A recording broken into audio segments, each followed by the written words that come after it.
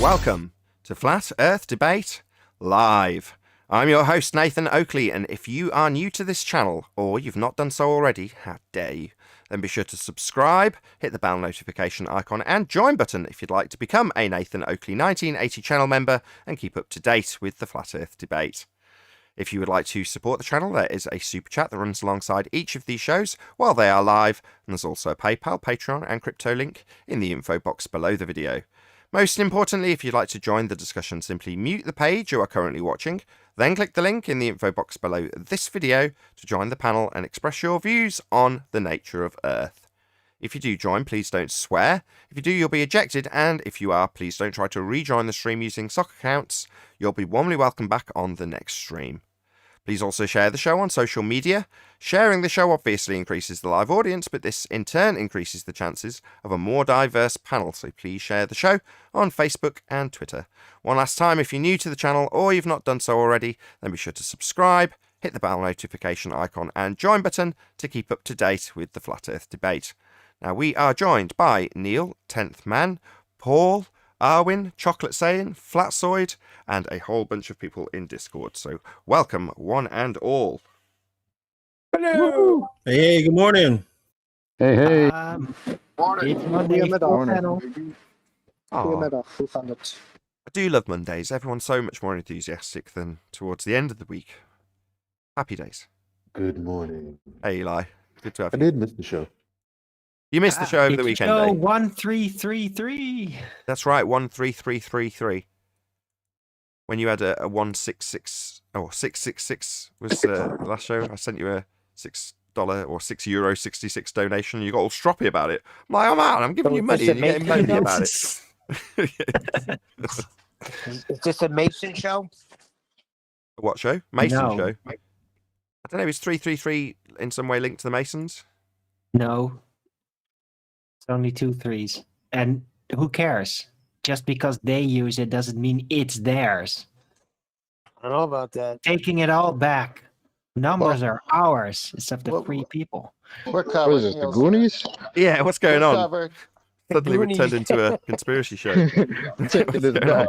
Taking it all back. Yeah? Right, I'm getting out of here. This is going to descend into conspiratard nonsense. Any evidence of a physical, geometric sphere edge horizon formerly known as Earth curvature? Not since the first Mason. Well, why would you expect to see such a thing?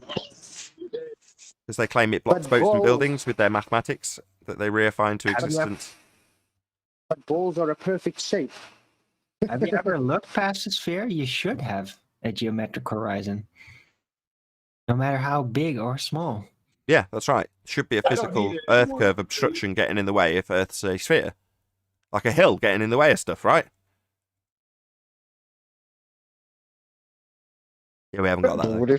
what if you do have one that you don't expect to see? Like, does that work? A hill that you don't expect to see. Why? He's saying, what if you do have one, but it's not where it's supposed to be, and you're not seeing it where it's supposed to be? So what you're saying is Well, if I then- look out my window and I can look at my car, but I go, well, there should be a hill in the way, right? There isn't. It's over there somewhere behind it, but there should be one in the way. I just can't see it. And not only that, what you're suggesting, Chocolate, is I should furthermore add, I wouldn't expect to see the hill that's getting in the way of my car that I can't see but should be there, but I wouldn't expect to see, right? But that would Yeah, only, that works. but that only works if something else is obstructing it. Like say a mist, a lot of mist. That would always have to be there. I think they're using the same calculations of how gas lamps work in Narnia when it comes to this. Not argue all day about the physics of the gas lamps in Narnia. While we might have the maths and claim it works, it's in a fake place that isn't real. Like the sky vacuum, outer space. Any evidence that you can have gas pressure without the necessary antecedent of a container to press upon. Talking about gas lamps, how far would you see a gas lamp in a mist? Why? Who cares? What's Well, the if you relevance? won't see the hill, then you'll still see any lights, maybe gas lamps in a mist. I don't know. What about if the gas lamp's behind the hill? Well, you might still see the light halo reflecting off the mist partially behind the hill. That's fascinating. But then you can still call the hill that's not there a hill, right? That's cool, right? It's not there. Well, you no. would be able to deduce it's there because the light is being obstructed by something. Fog. You've already told us that. Wait, what question are we on?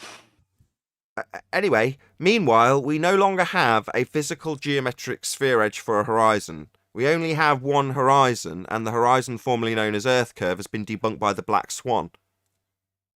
Thank you, Black Swan. I think Arwen's alluding to refraction. No, I'm not. He's talking about I lights was behind hills. referring to mist obstructing things. Yeah. That's the best I can do. Yeah, you told us that, but at the end you then asked us why it would be being obstructed, and I explained that you'd already told us it was mist getting in the way, and I didn't see the relevance. Anyway, Right. gas pressure without a Maybe it container? was- Anybody? Maybe Sky- it's just maybe Arwen's just lost in the fog about this answer you gave him. Beautiful. Gas pressure without a container. Any evidence that we can have a sky vacuum? It's claimed to be one, called outer space. Pretty serious stuff. A fairly full Discord server. Sorry, would you not need Impossible. a container, according to physics, to have the pressure in the first instance? That's our assertion. Yeah, we must have a containment of some description for us to enjoy the gas pressure we all breathe. It's a necessary antecedent-consequent relationship. You can't have gas pressure without a container. However, it is asserted that the sky is a vacuum. But this I gets to said- my next point. What is pressure, Nathan? It's pressing on stuff. In this example. So by definition, it's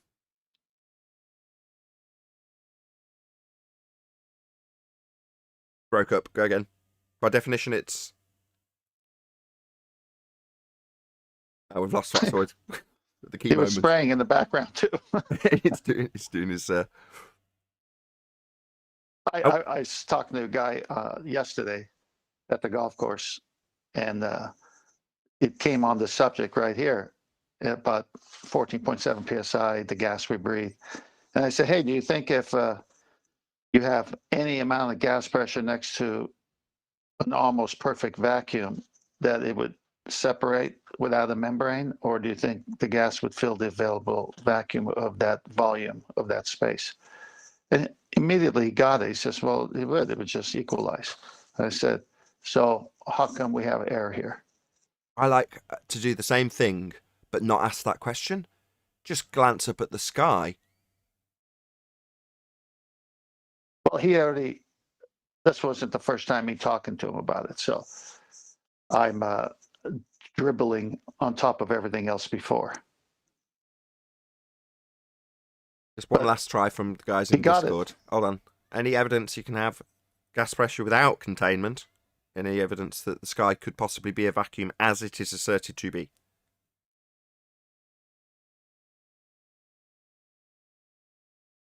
Impossible. Well, if you use two Impossible. containers, then they would cancel each other out. You would have net 4-0 container, and then you have no container. There you go. So what you're saying is, if I ask for a demonstration of gas pressure without a container, it might be the case that we get presented with two containers. Maybe. That's a strong possibility. We move on. Any evidence of axial rotation of the Earth-based variety? So my two containers get no love here. Okay, I see that. I'll No. come back to your two containers chocolate later. But right now, It's okay. right now, what's the last question? Axial rotation? Yes. Yeah, well, then if there was, we would have Earth-based Coriolis. Since we don't observe Earth-based Coriolis, so I would say the answer is no, the Earth is not spinning underneath objects that are unattached to it. Right. So no observable deviation from a non-inertial spinning reference frame claimed to be Earth. Therefore, Correct. no spinning Earth. Correct, because if the Earth was spinning, you could just launch a drone, make it hover right where it's at, and wait for geography to come under it because the Earth is spinning, but that never happens. Indeed. Any scientific evidence of the not force that you can think of as a force called gravity?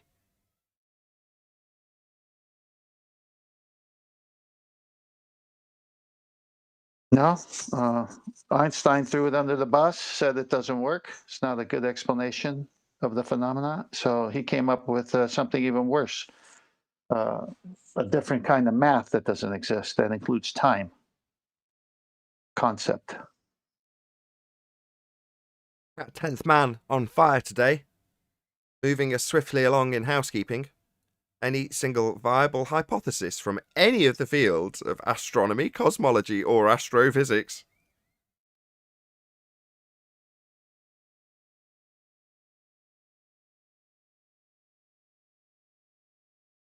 Still no answer from the Dr. Becky crowd. So many people can go and share the love about. Most of the pseudoscience claims we attack here have come from those people in those departments being paid, as that was something we discussed in the pre-show, to perpetuate this nonsense, whether they know it or not. And we're asking from this so-called scientific community, the body of science, for their valid hypotheses. And we just get stony silences. Where are all the people in the comments section saying, here you go, I approached XYZ PhD and he gave me this as a valid hypothesis for proving black holes, or whatever nonsense they've come up with as a just so story for some light they've seen.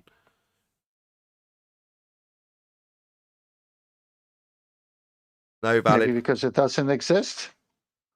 Well, they should have loads. They're calling themselves science. Got plenty of But when phenomena.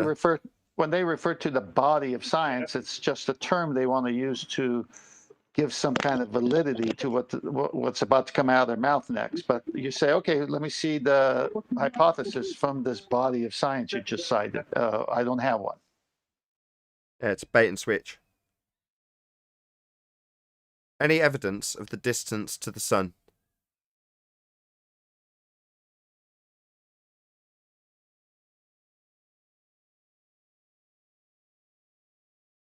Impossible to measure the distance to an intangible object. Yeah, agreed.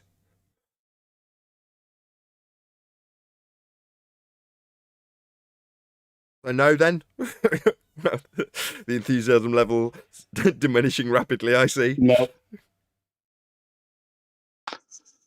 No, I mean, he answered it right there. Plus, the Earth's radius is not where it's supposed to be because we're not on a sphere because of the black swan, and Venus supposed to be the same size as Earth, and that's how they got the measurement in the first place, or calculation, whatever. So if all that falls apart, no, the answer is no. Perfect segue. Any evidence of the R value? Earth radius. It's used to claim everything spherical, Earth related. None whatsoever. Good to have a chocolate. Last, but by no means least, any evidence of a self-perpetuating molten iron core at the centre of a presupposed spherical Earth.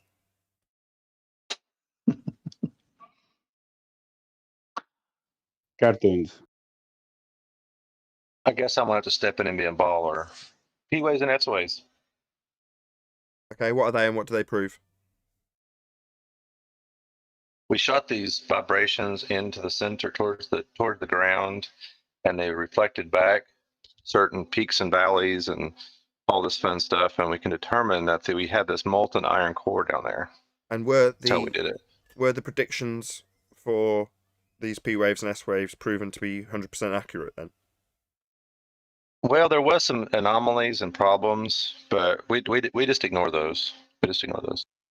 So if we ignore the anomalies and problems, and although you haven't mentioned it, presuppose that we're on a spherical surface when we take our P wave and S wave measurements, then ignoring all faults, I can presuppose it, therefore beg the question and affirm the consequent.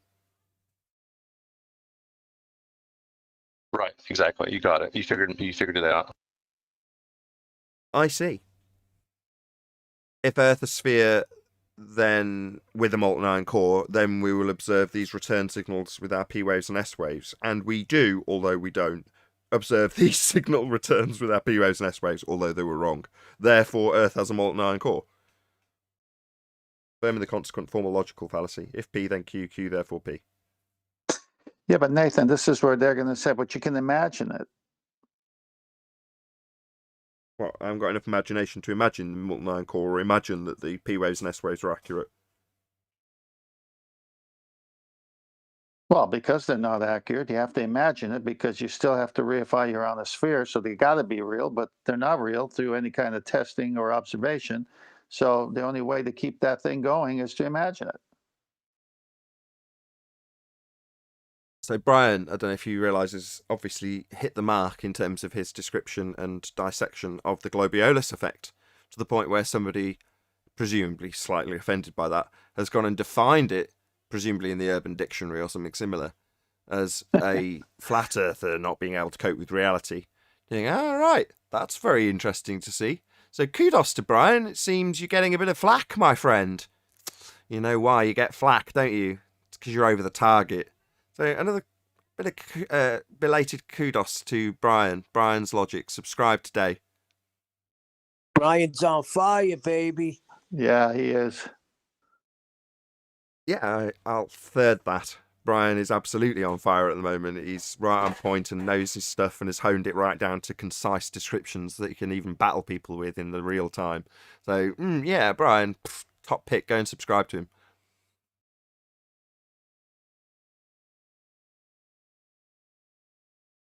Yeah, he says he calls Rumpus directly and they have it out for hours. No, what I like what he says is Rumpus is in debate mode. As soon as he says one word, he's already debating. It's like a robot. Yeah, he could be at 40 words a minute talking about another subject. The minute flat Earth comes up, he's running at 1,000 words. Is Rumpus a bot? By, like some people would say on his side, he's like a machine. Is that what you mean? Yes, that's what I mean. Yeah, that's self-evident though, isn't it? Yeah. The rumpus machine, the disturbance machine, the row machine. Well, he's just embracing the fiction in his science, that's all. What you need if you're on the losing side of an argument. You need lots of distractions and fuss.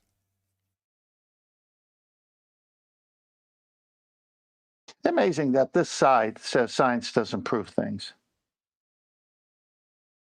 What, the same side that used to say the body of science proves everything that they ever get put to them? Yeah, that same side. Yeah, it was like 2018, I'm going to say, when that stopped, when we started asking them for science.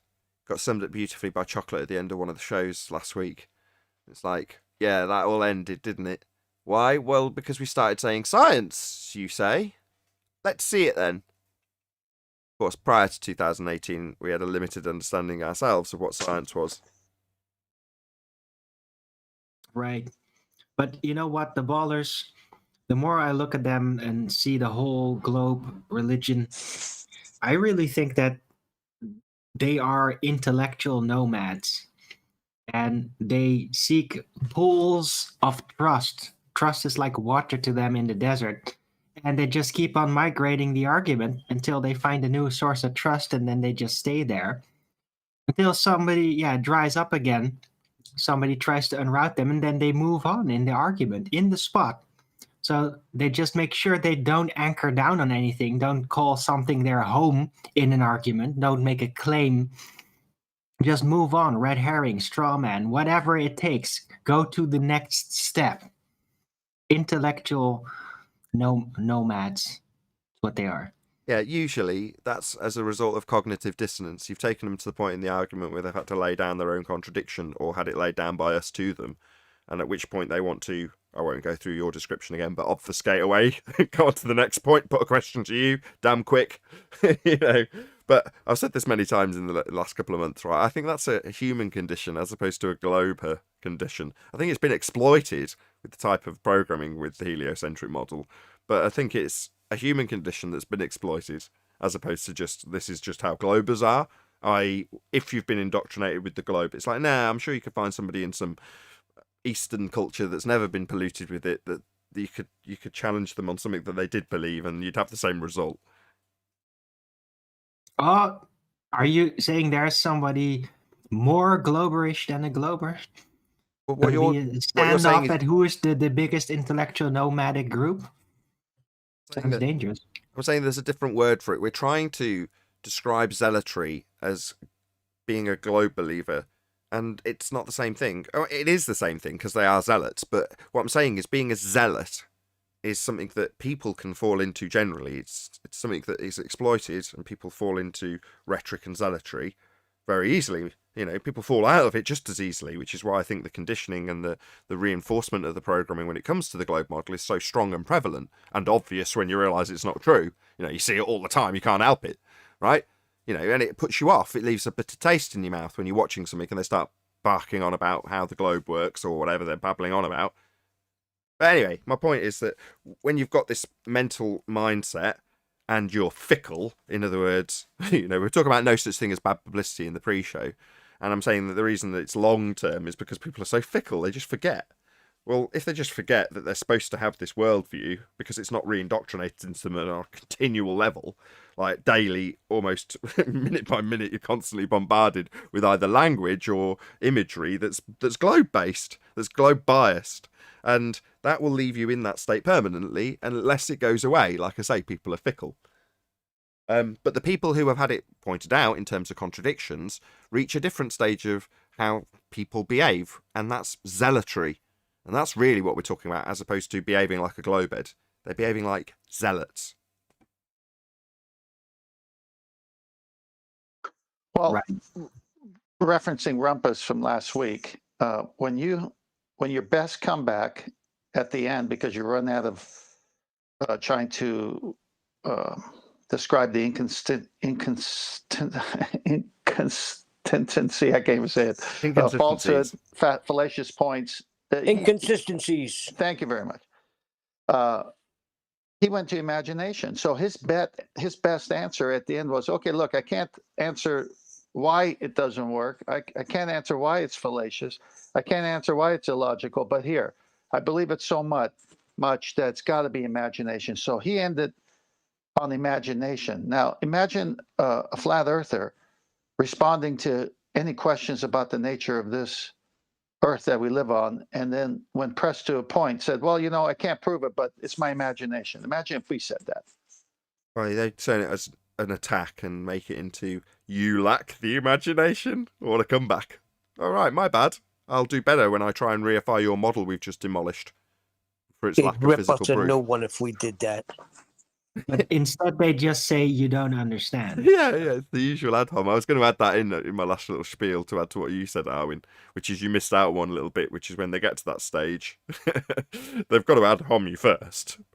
So wait, when they say you don't understand, what they're saying is you don't understand what I want you to understand. Well, look at the. Now, you just lack the ability to imagine it and then reify it into reality. That's what that means. Stand under what I am telling you. You don't stand under. Right. We're getting all legal language now. No, I'm being literal.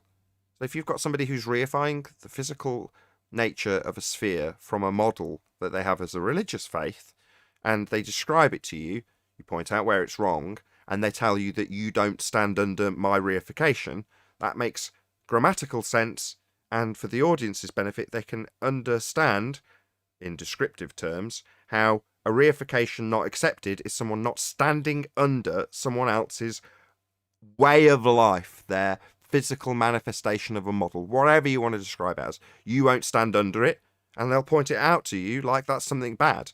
You don't stand under my reification. You don't understand what I want you to understand. Well, it's a little too late for that because of the black swan, where we start with their big in the question of the Earth being a sphere of a radius of 3959, and every horizon distance could be no further than 1.22 miles times the square root of the observer's height in feet.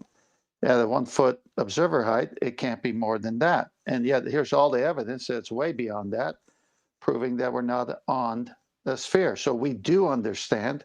It's you guys that don't understand. No, we Some people comprehend. don't believe in a black swan. They say it's an anomaly. We comprehend their reification, and we verbalize the contradictions within their reification. They then tell us that we won't stand under it. That's how it's actually taking place. The fact that we can not only comprehend how their model works and verbalize how the contradictions lay out, they will then, at that stage, which has already been detailed by Arwin, stand in cognitive dissonance and want to move on to somewhere less painful. That's all it boils down to, because cognitive dissonance is painful. Having a contradiction within a reification that you actually think is your world isn't going to gel. The cogs don't work. They don't move together. So you want to go away from that pain, mental pain, which is what it is. That's what we're dealing with people in mental pain. Right. When the words and the ideas stop rolling, the machine crashes, and that's when the pain reveals itself. So they have to keep on moving quickly, get the cogs out, put some other wheel in there to just keep it rolling, move on to the next thing. Forget about the old thing. It doesn't fit anymore. Well, not forget about the old thing. Tell you, normally with an appeal to some authority they don't yet have. So they'll say, well, it's not that I don't understand. I don't need to understand it. Somebody out there that's far more intelligent than I does understand it and explains it to others. And because there's people out there more intelligent than I explaining it to others, it must be true. We had a dude the other day that came in, and we had him absolutely gravity, right? Yeah, the guy who's talking about gravity, and when it got down to brass tacks, he tells us he doesn't understand and doesn't think he needs to. It's like, well, why are you coming here arguing it and reifying it and telling us it's real when you don't understand it and think you don't need to understand it? But you're going to tell me it's real? What outrage. But that is literally how they'll cognitively process it when it comes to a contradiction about it. Or it's pseudo. Well, you call it pseudo. No, Einstein called it pseudo. But you have misinterpreted what it is because you don't understand it, haven't looked into it, have never read it in your life, and have just decided because others have told you that it's real. And often that comes with many disclaimers that you've decided to ignore. And when a flat earther points that out to you, especially when people hold us in such high disdain, that's also really painful, which is why we get the vitriol. Because, well, these people are just silly. Here's a contradiction in your model that makes it not real. You don't understand. No, I do, and I've just explained it to you. You're an idiot. Well, that's their cognitive pain being projected out onto us because we've explained how it doesn't work, and they don't understand. It is merely projection. Hey, Adam. Correct. Afternoon, guys. Hello. I've been sharing various videos with Adam and a few others, and we had a couple of discussions on Skype, which is about the psychology of these people. And as a general rule, QE is always of the attitude, look, I'm not Mystic Meg, and this stuff is pseudoscience when you're analysing people's thoughts and feelings about stuff and how they behave. It is ultimately just quackery. However, I still find it quite fascinating and would like to discuss it. So off camera, we have discussed this and chose amongst ourselves not to share it with an audience because it could be interpreted so many different ways. But it is an interesting subject to sort of look into the motivation behind them. And when detailing things like cognitive dissonance, which is a quackery term if you want to look at it in those ways, is still so easy to describe when you have somebody that will uphold two contradicting positions at the same time. That is in essence what contradictions give them, and the pain that is described by us with the words cognitive dissonance is, to me, a very accurate description. It's still accurate, Nathan. It's just not science. It's behavioural studies. It doesn't mean that, but fundamentally, it's probability based. It's likely they're suffering this, but there's no way we can prove it directly in a scientific way. But yeah, you ran off last week. You ended the shows, and when you'd sent it, I was sat there watching that cog diss one and just rapping ballers. It was just like having baller arguments described to you, in terms of how they deal with it, how they hide from it. Well, that was the thing. Yeah. On the demonstrations I'm sending you, some of them are these are psychiatrists and patients, but in many instances, the more recent ones are acted. They're performed by actors who've been trained how the traits are supposed to be, perhaps even scripted. I don't know. But some of the older ones from much, much earlier, I do actually think are real. They're telling the patient, this is just being done for research purposes. Little do they know that whatever 60, 70 years later, it's going to be on YouTube. I'm sure a lot of them are long dead.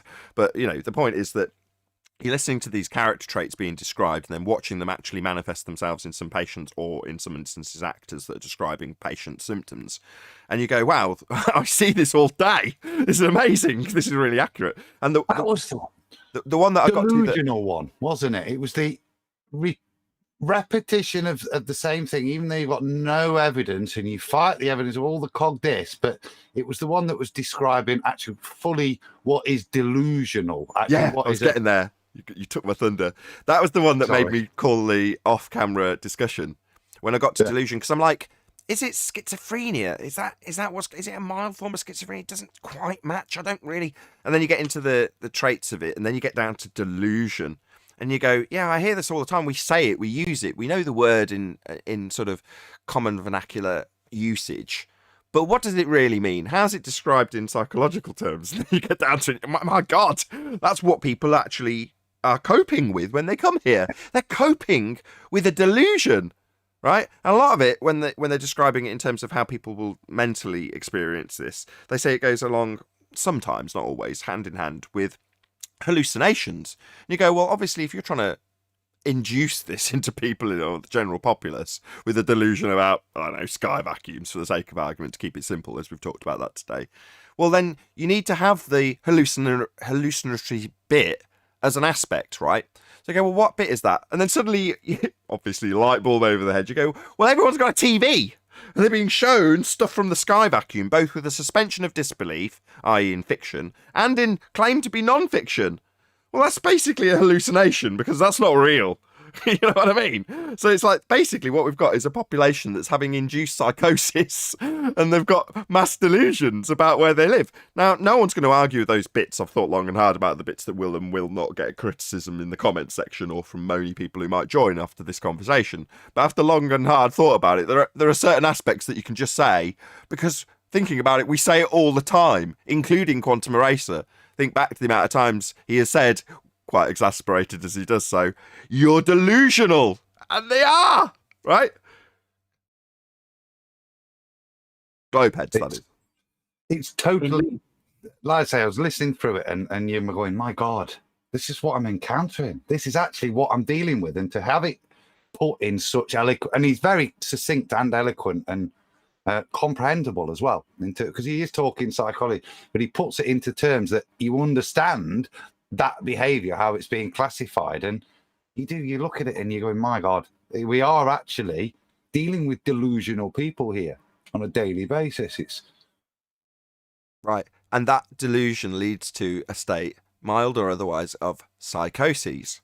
And at that stage, you're obedient, you're pliable, you're all the things that someone who wants to control you needs. And you look at it and you go, okay, well, that's the end step.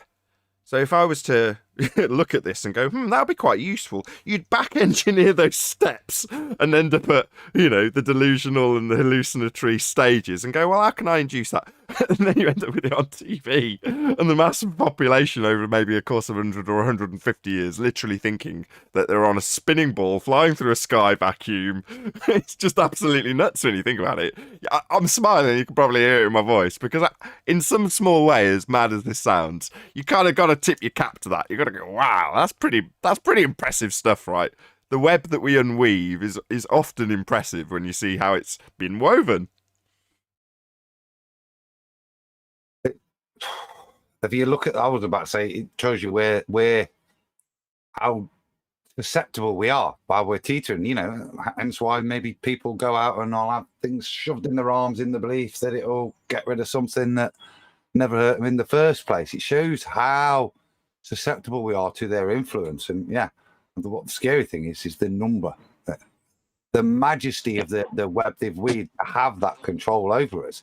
You do have to say, people are lining up for that.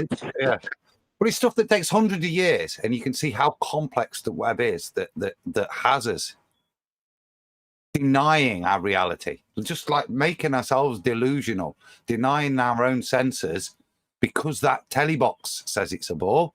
So and it's spinning. So I'll deny my God-given senses, and that's our delusion. Even we are, you know. Indeed. And all they had to do was take effects that we see in reality and just put a cool story to them. Apply a cool story, right? Cool words like gravity and geometric horizon, because we see ships disappearing into the distance. Yeah. Just apply a cool story to it. Give it a little math, maybe a little diagram, and there you go. Bob's your uncle. We all live on a spinning ball. It's great. There you go. Yeah, but there's a lot more to it than that, though, isn't there? You know, that's part of. That's Repeat one and arm. rinse and repeat again and again and again. Well, yeah, but what you've just described specifically is just one arm of a web that's got hundreds of different arms all linked together. You know, the problem with the web is it's got so big that it's become really fragile. I'll always go back to this analogy by Wakey, Mark Knight, and he described it as a papier-mâché ball. You know, when you're a kid and you used to lay on the glue and paper and newspaper and make a shape with it, and it would harden. And when you look at a papier-mâché globe, to the trained or untrained eye, it looks pretty solid until you go up to it and poke it, and then you see a hole. Now, in the case of maybe 2014, 2015 onwards, what you found when you poked that hole was there was someone standing on the other side of it looking through. And you're like, oh, hello. We can see straight through this ball. That's nuts. Hello. And someone on the other side would go, hello. Did you know that this, that, and the other doesn't work? Check it out over here. Look. And you poke another hole. And that's how it is. It's just flimsy. Hey, Sleepy Mario. Hey. Have I missed housekeeping? What? Yes. 20 to 3 in the UK. Yeah.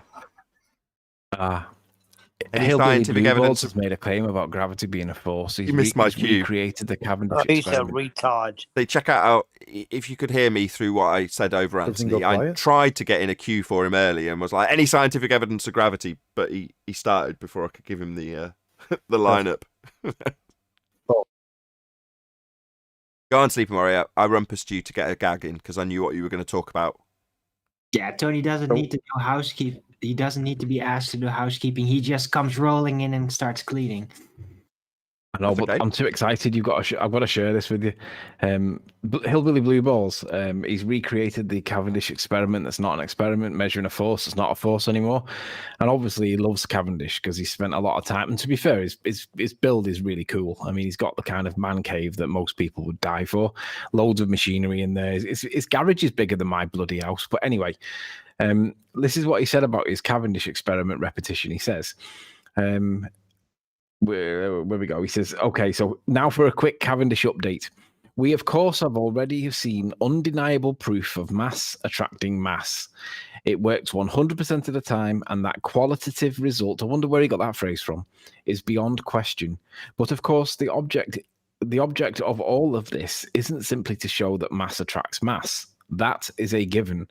So he's claiming to debunk Einstein. The object is to accurately measure the universal gravitational constants using a close replica of the equipment originally used by Cavendish. And then he starts to describe it all. So from Hillbilly Blue Ball's perspective, he thinks that his mass attracting mass is a given and it works 100% of the time. I guess he hasn't realized that it was debunked in World War I. Shout out to Einstein and his theory of general relativity. Can I lay down a It's challenge for him? creepy levels of Hold on. delusion here. Hold on. Really creepy. Before we get to the personal attack. So he says, quote, it works 100% of the time. Yep. Okay. I'd like to see a calculation for that mass attracting mass using Einstein's field equations. 100% of the And time I'd like means to see, it'll I'd like work. to see the independent variable being manipulated, you know, like I did, to prove the cause of the effect of the accelerating egg. I'd like to see the thing that he manipulated, because otherwise he's just calculating with correlation. That's all it is. Oh, I've You're got that never written going to down. see it. I've got that screenshotted. You can talk amongst yourselves for a second. I'll go and grab my iPad, and he was in my chat discussing it, and I asked him what his independent and dependent variable are. Do you want me to clarify them for you? Yeah, go on. Give me a minute. He's going to say, I just watched it. Can you imagine if I just watched? Yeah, Meekin, are you there, Meekin? I'm back now. I just missed all that. Bloody shot rang. Oh, Sorry. I think Nathan's back. What? Yeah, while Nathan's not. Adam, Okay, do you do you wanna agree hear with it? me that when the egg is sat in that neutral position where it's neither one nor the other, it's in the middle? Do you agree that that's undergoing the effects of Brownian motion, right? Brownian motion is oh god, man, that's a step back in the past. Brownian motion is particulate action used as an analogy to gas behaviour, as I remember from back in my school days. But it's just tiny little smoke particles colliding, but it's analogous to gas behaviour. Yeah, that's what but it also applies to, because gases and liquids are considered to be fluids. It applies to fluids as well, because the fluids are never technically stationary; they're always technically moving. Do you agree? Yeah. They're free to flow over each other. They move over each other. Yeah. Here's the thing: if the egg is undergoing Brownian motion because of the contact or the collisions between the pressured particles that are flowing in the liquid, then that is omnidirectional by definition. What omnidirectional force will be applied against the egg? And they're all going to say buoyancy, but that's directional, so it can't be buoyancy, and that's based on gravity, which is not a force, even though they think of it as a force. So it can't be that, but the egg's undergoing Brownian motion. What is that force that's causing the Brownian motion? And the answer is pressure. But they can't tell us that because they don't want it to be pressure. Because as I add more mass, that increases the density, which creates more pressure below the egg because salt's more dense than the egg. And that is where the upthrust comes from, that they miscalculate and misappropriate from buoyancy. But we know it's caused by pressure. So they can't admit that Brownian motion acting on the egg, the omnidirectional nature of Brownian motion, is caused by pressure. Because when I add more mass, that increases the pressure below. They can't admit it. Can I ask you a question, Anthony? Sure. Can you have fluid pressure without a container? No, it'd fall all over the place, wouldn't it? It'd seek its lowest immediate volume or place based on its environment. So it would be silly. Couldn't do my egg test without the glass. That'd be ridiculous. You Okay, can't so I've got it- really technically have any kind of pressure, so to speak, without, or some kind of liquid or fluid pressure without a container. No, it's like having the upside down glass on the underside of the shelf and filling it with helium, because obviously helium's more dense than the medium. It's less dense than the medium it's in, so it'll want to rise. To stop it from filling that void above you, which it's wanting to go into, it is going to need a container of some kind. To think that you could keep that gas in this area without containment is just ridiculous. Okay, Just hold on. wanted I've to tried 3 clarify. times. Hold on, please. So I've got it up on screen now. So I'll just give you his claimed IV and DV. Which one do you want first, DV or IV? DV, please. What was his DV? His dependent variable is measured force of attraction. Measured force of attraction. All right, okay. So wouldn't that be his hypothesis, though? He claims that there is a measured force of attraction. He's giving that as his dependent variable. His begging the question fallacy that he's trying to prove with the experiment is actually his claimed dependent variable. Okay, so now I want to know, how did he prove it by manipulating said presumed cause? Do you want to know what his presumed cause is? His independent variable is distance between 2 masses. So according to him, if distance between 2 masses, then measured force of attraction. So we're back to the correlative calculations fallacy, isn't it? So basically, Einstein and Newton both calculated correlative effects. I also calculated a correlative effect. That makes 3 calculative correlative effects that are relative to things called acceleration on Earth. The only difference is Newton and Einstein both stopped and fell short with a demonstration or experiment, whereas I continued on and I demonstrated by manipulating my presumed cause that an acceleration would occur. Newton and Einstein stopped at them calculations. Oops. So just do a quick shout out to who's this guy? Arwin, ARWIJN. This is taken from the Flat Earth Early Bird show number 780. And I spent pretty much the entire show for Arwin debating back and forth with Blue Marble Science in his side chat, which also gets shown on screen. So if you want to check out the discussion between Blue Marble Science and myself, it's in text format, running alongside both the on-screen show and the side chat for Flat Earth Early Bird 780 on the Arwin. That's ARWIJN YouTube channel. Be here or be sphere. Indeed. Yeah, that was I a would lot of argue that. Oh, I've just So what does he- accidentally. so Oh what no! does he I say have with a, the I have a voice question. then? Just Why, for the why audience. is Hillbilly Blue Balls the redneck retard? Why is he trying to prove the 106-year-old old and busted force that's not a force that supposedly called gravity? Because that's Why a is he? given. Why is he doing that? Yeah, Even his own he's side doing it. says it's not a force. I don't even understand. Yeah, I put that because to him. space-time Is he bend. trying to debunk his own side? Like, how does that work? Yeah, I put He that must to be him. trying to debunk Chocolate. Einstein. Yeah, I've put that to him. Einstein just doesn't God. do it for them, you know, because it doesn't tie into anything. Now, if they just reify the whole idea of mass attracting to mass, then they can sort of reify and tie it into physical reality again. They have gravity withdrawal syndrome, literally. Like, they can't tie their gravity into physical reality anymore, thanks to Einstein. So they're just going back. We're doing it anyway. Mass attracted to mass. I know it's not admitted, it's not official, but we're doing it anyway. That's it. Okay, that sucks for them, I guess. Good luck with that.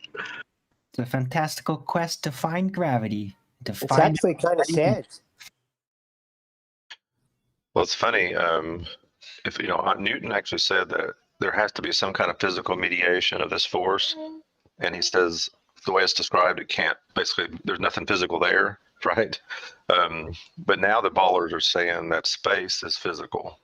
Heard them on Discord Would you like last week, or maybe the week before that, saying space is physical. Would you like a Hillbilly Blue Balls, the redneck retard, aka Blue Marble Science quote? Yeah. So this is taken from the top 50 dumb F-wittery ever uttered by globetard spinning space monkeys. This list was compiled by Quantum Eraser from the Quantum Eraser YouTube channel, Be Here or Be Sphere. So this is number 36 on the top 50. Quote, "Listen to me. That's how it overcomes gravity. It doesn't overcome gravity." End quote. Blue Marble Science. What? There you I have think it. I think we've got to get. I think we need to start using this key phrase. I'm going to coin it more often because it works. Calculative correlations are not science. They might be predictions, but they're not science. We want to see demonstration. So calculating correlations is what Newton and Einstein both did. They calculated the effect that they perceive, and they both had different reasons for why they calculated it how they did. And you could argue that they're both about right, which if one of them's wrong, then it's not right, is it? But let's just go with that. I've also done it too, and that makes three of us. And if we're all calculating correlation, then how do you know which one's right? Oh yeah, we test it. Hold on. How did Einstein calculate anything he perceived? The whole point is that it's outside of perception. It's another medium. I can't lie. I have the same question. And What the hell perceive. did That was Einstein the perceive? whole crux of the problem here for the ballers. That What's is. your problem? Haven't you got a good enough imagination?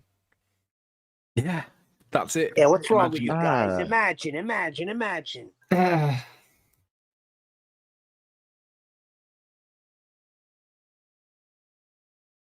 Even John Lennon said it. Imagine. Well, that's why it only works in the math. Yeah, this is a There's reification that fallacy. works word again.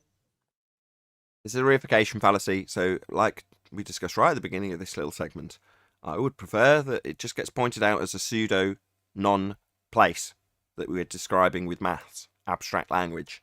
That's it. It's Narnia. Domino's Pizza, can I take your order? Well, thank you for that, whoever that was. That was Tony. Who else? Of course. Mike discipline. So that's a minibus to Warrington. Pick. So is that it? That's your scientific evidence that you muscled in to get us, Anthony, I was going to call you Sleeping Warrior, but being told off. So can we get a summary of what Hillbilly Blue Balls attempted to do? Yeah, I need that repeated because I just know it was a brutal self-contradicting statement.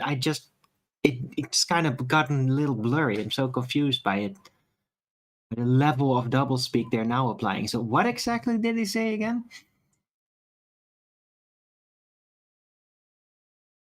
He's vanished. He's had a phone call and run off. So obviously, I know that from this position, when something takes my attention away, that is when everyone will ask me a question. So I've encouraged it just for humorous effect.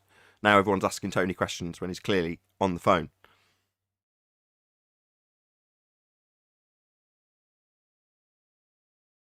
That was a gay ring, too. He's got to do something about that ring.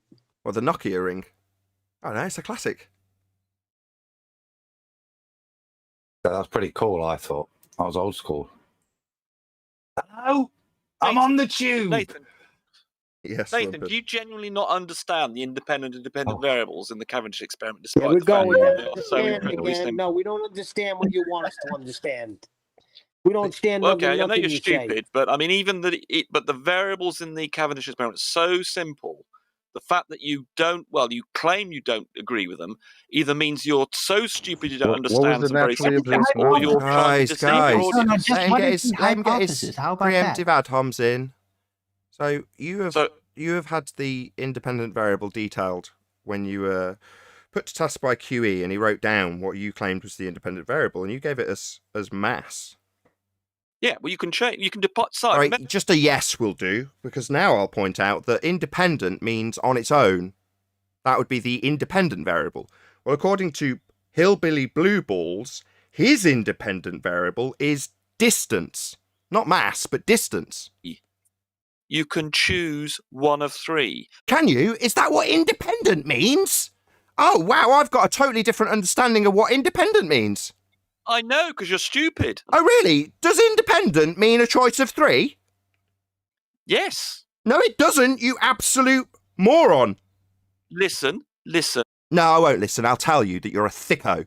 If you think independent, that means on its own, alone, means a choice of three. Causes. There are three causes. Then they're not independent. Newton, there are three independent. Three independent, what, like three Lone Rangers? There are three. Three Lone Rangers, right? There are three Lone Rangers and three independent variables. Let's get something absolutely clear. Rumpus tells us that the independent variable in Cavendish is mass. Hillbilly Blue Balls, on the other hand, tells us that it's distance. Well, they're two different things. Not independent in the slightest. independent variables in Newton's universe. Variables? What do you mean variables? If it's independent, it's on its own, you absolute clown. In an experiment, you fix two of them to make them controlled variables, leaving you with one remaining independent variable. And that would be your presumed cause. Well, that then is singular, on its own, alone, your presumed cause of the effect. Well, if the effect is being caused by a singular independent variable, then it's not something else. And you and Hillbilly Blue Balls have got totally different independent variables, making a mockery of your claimed science. Choose to fix two of the masses, and that leaves you with one independent variable in the experiment, because you've got the two other ones become controlled variables. And so he changed the distance, but he... Well, they're different things. So you've got mass and distance. Well, they're two things. That's not independent. You're just thick. You don't understand what independent means. You don't understand. Oh, I don't understand. No, I do understand. Independent means on its own. So you telling me you've got two different independent variables for this non-phenomena that's being created of torsion bar twist definitely isn't science, definitely isn't a natural phenomena, and even on your own side you've got multiple independent variables. Well, that's a contradiction in terms. You're just a thicko. Frightened. Either but I'm it's going to one expose the fact you independent don't variable understand or about you have independent a variables, independent variable variables. conspiracy, right? So in Newton's law, there are three independent variables, and Well, then they're not independent. That's a contradiction in terms, you thicko. they are completely Correlation as well. independent. Oh, really? Well, if it's an independent variable, it is the presumed cause of the effect. And the effect in this case is torsion bar twist. There are three causes of... What, of torsion bar twist? Yes, 3 causes. Oh, who gives a crap? Torsion bar twist isn't a natural phenomena. Of course it is. You think we see torsion bar twist in nature, you abject moron? It's unnatural. Of course you get twisting things in nature. In Oh, we get torsion bar twist in nature, do we? the physical world. Oh, so what you're saying is this experiment figures out the cause of torsion bar twist then? Correct. So nothing to do with gravity then. We're figuring out why things twist. It's By a torsion measuring bar device for the twisted- force of gravity. Sorry, you just said it was figuring out why things twist. So not only have we not got a naturally observed phenomena, you're going to tell me that the natural phenomena you've detailed, which is why things twist, isn't now the phenomena, it's actually gravity. That was gibberish. Oh, really? Well, you can get lost. No, I understand that a naturally occurring phenomena would be a dependent variable. I asked you what they were studying and you said torsion bar twist. You confirmed, yes, torsion bar twist. Then I said, okay, so the thing we're studying, the phenomena in nature, is torsion bar twist then, not gravity.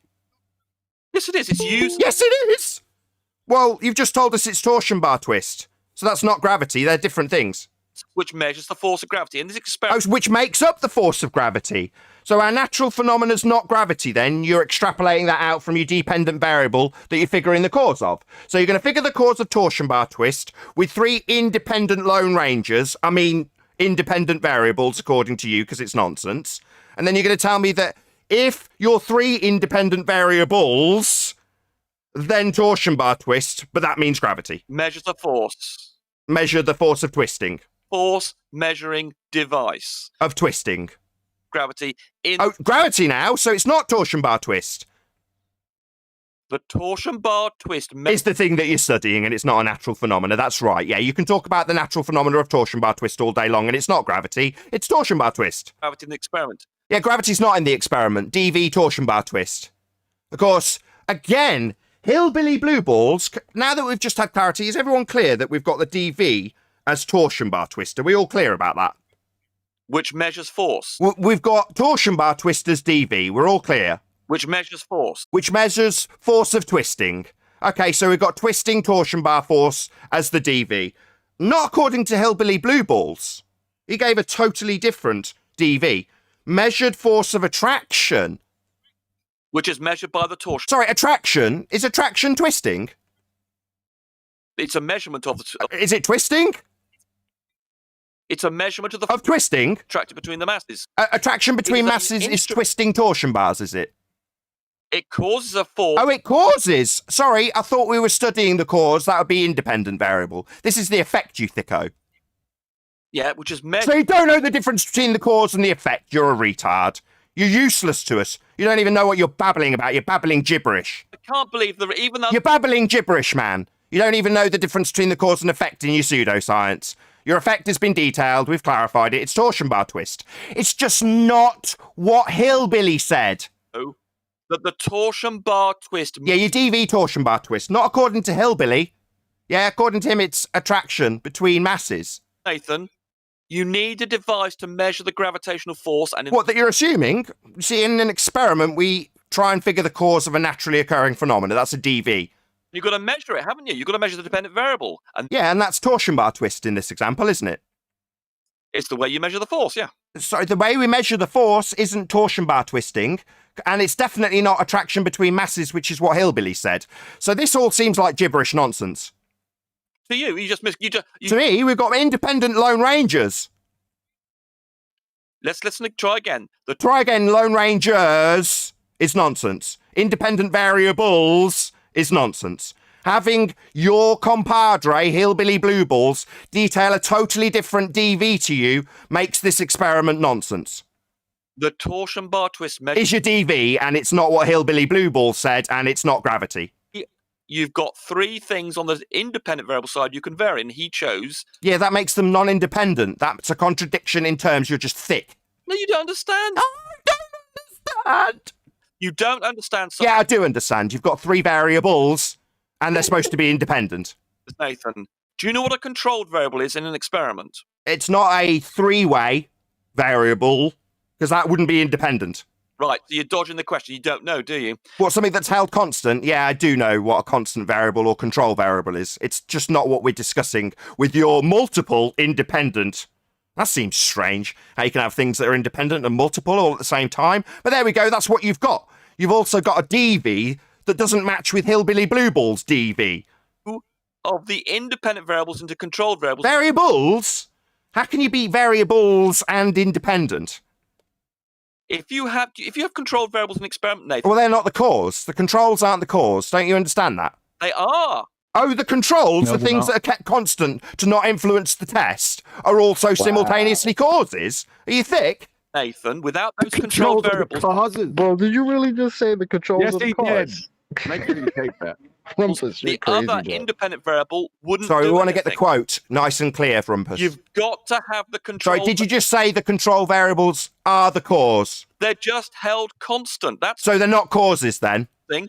They're still causes, but they're Oh, they're still causes even though they're being held constant to not affect the test. But they're still the cause. held constant. So not causes then? Controlled variable is, do you? Yeah, it's something held constant to not affect the test. The test being your independent variable on its own, alone, singular, not multiple. They're held constant, but they're still a cause. So if they're the cause but they're held constant, how do you know that they're the cause? The law of gravitation. And you So now you're talking about a law. What are you talking about laws for? We're talking about science here, not law. Why are you talking about law? And so Billy Blue was said he'd only change one of them, which would be the distance, and hold the other two masses constant. Oh, no. That's his dependent variable, you abject clown. This is where I berated you previously. No, that's his effect. No, the effect. No, what do you mean, no? Yeah, that's right. He's wrong. No, it's not an effect now.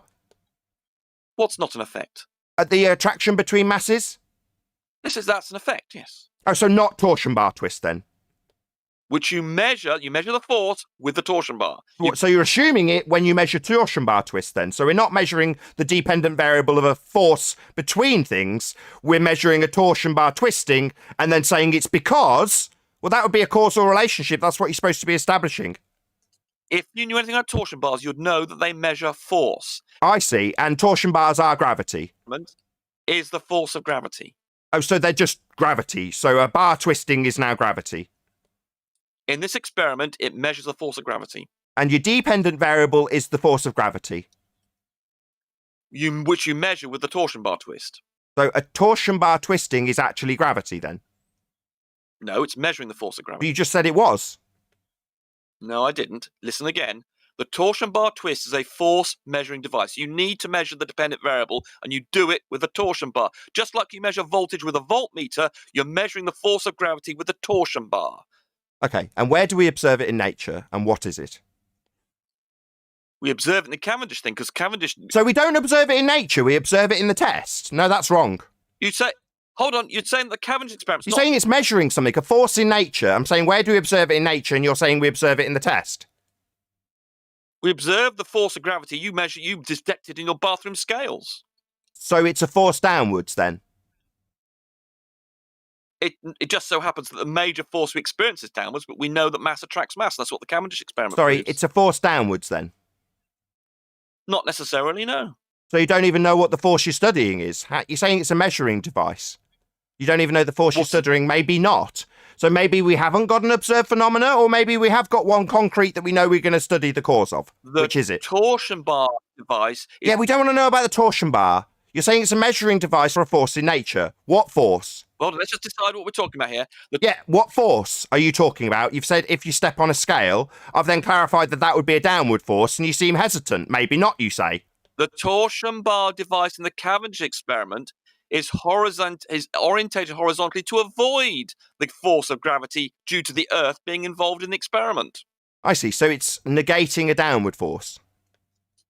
By working horizontally, it's a different dimension. Therefore, if you knew about dimensions, you would know that a vertical dimensional force cannot affect a horizontal force. And the balls in the Cavendish experiment orientated horizontally, so the gravitational force of the Earth does not in any way affect what happens.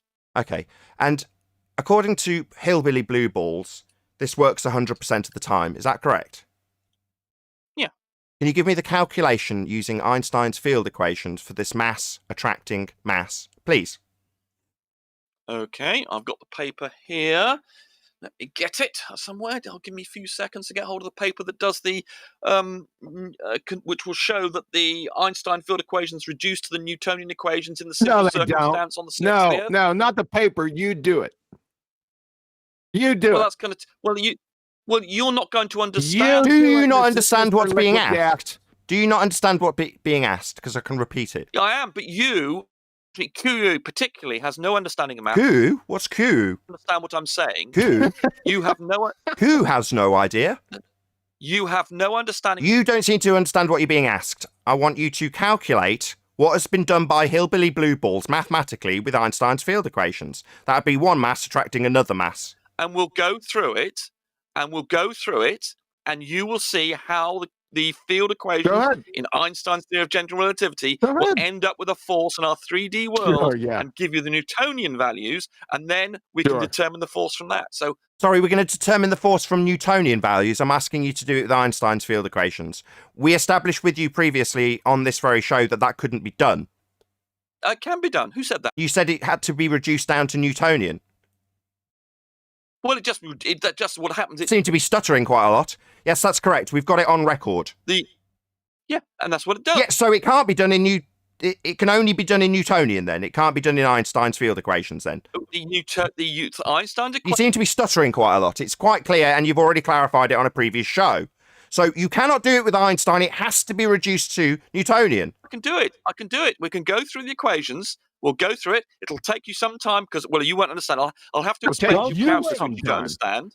QE doesn't understand calculus. He doesn't understand basic maths. He can't even work said out. That they can't be solved numerically for two or more never masses done a before. proper We have you on calculation of tape. Now maths you're in his solving life. for two or more We can masses. Let's see see it. that he can't do the most basic maths, and so you won't. Just ad homing. Let's just clarify what's happening. Rumpus has already told us specifically that you cannot do it for two masses. You can do them one at a time, or you can reduce it to Newtonian. Now, he's babbling on incessantly, but he's told us already it can't be done in the Einstein field equations.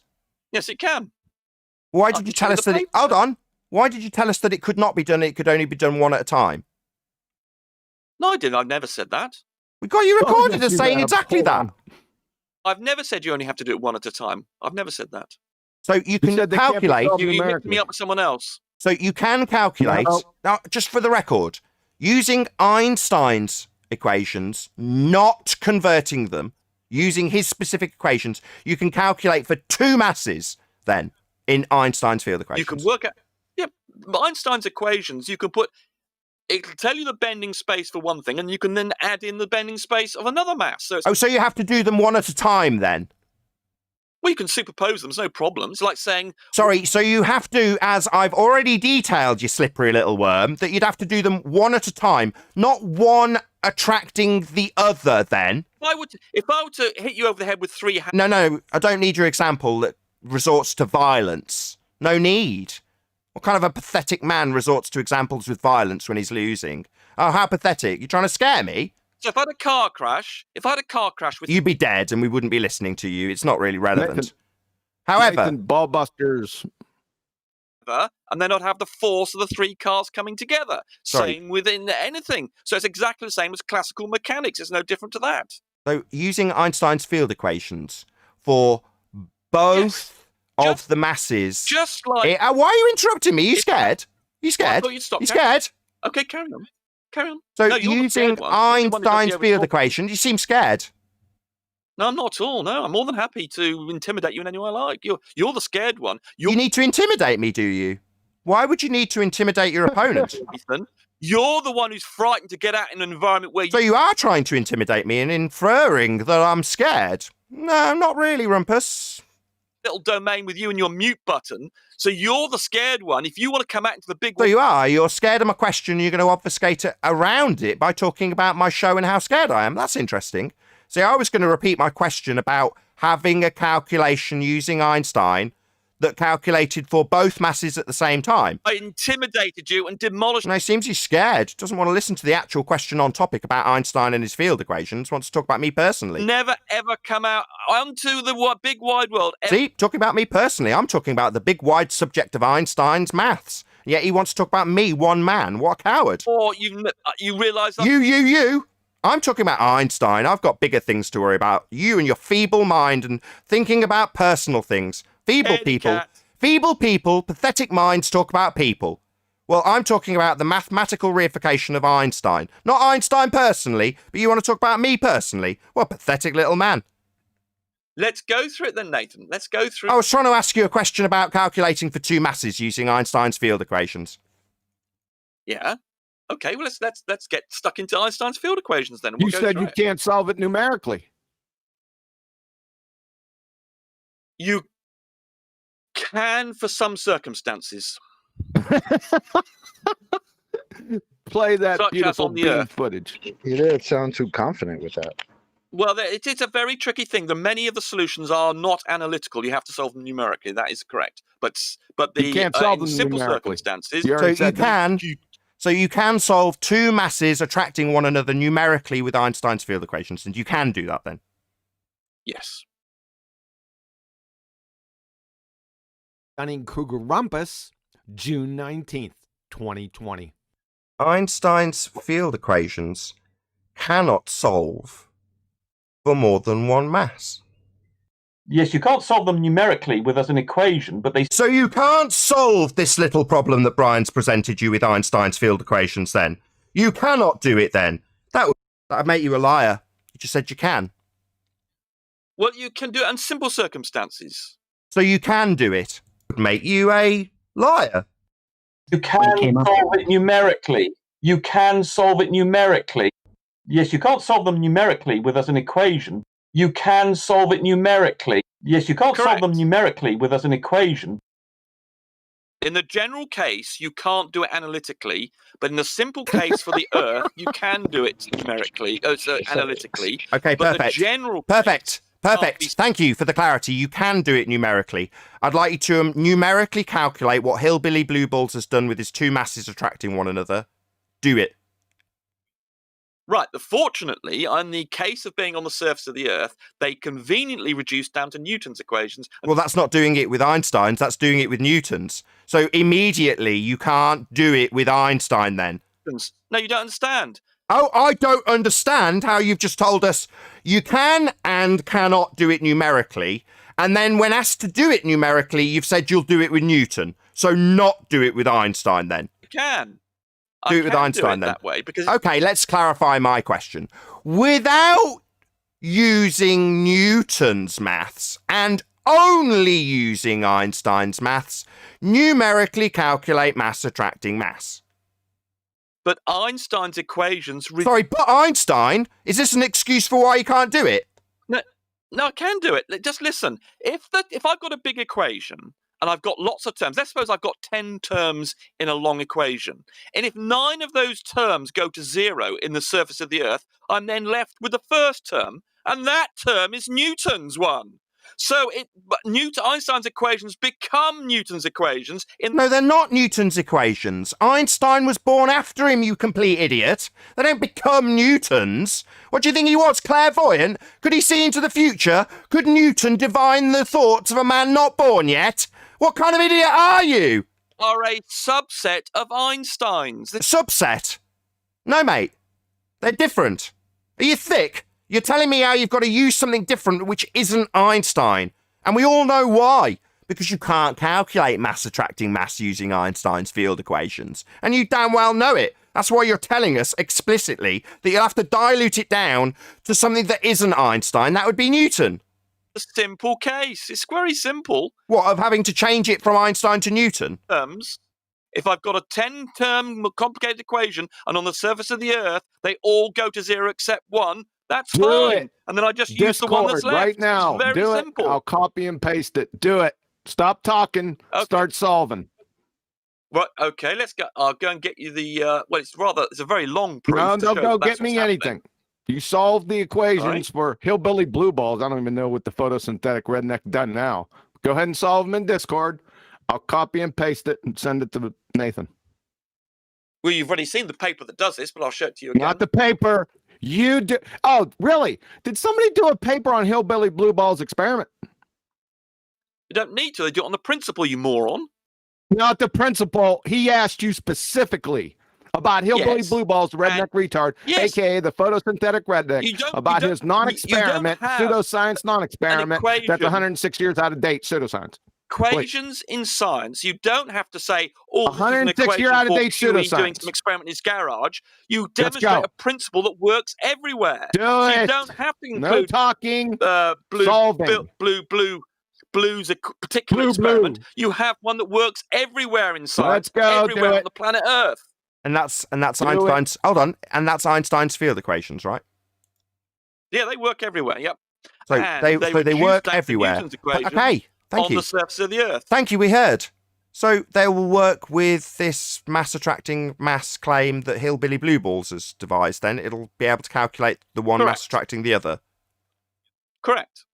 Okay, Because show us. on the surface of the Earth, those field equations reduce down to Newtonian equations. Oh, yeah. Do it! Okay, I've got the paper here. Let me get a second. Not the paper, you do it! Well, with that, while that's going on, I'm sure it will. Yeah, right. I'll say a huge, massive, enormous thank you to all of you who joined live on Nathan Oakley 1980. If you are watching this on either Nathan Oakley 1980 or Nathan Oakley premiering streams, then stay tuned as there will be an after show to follow. Unfortunately, those of you who are watching this live, this is where we bid you farewell. A massive thank you to all of you who smashed the super chat, joined as a Nathan Oakley 1980 channel member, shared, subscribed, and all that good stuff. I've been Nathan Oakley, and I'll see you all in the next video.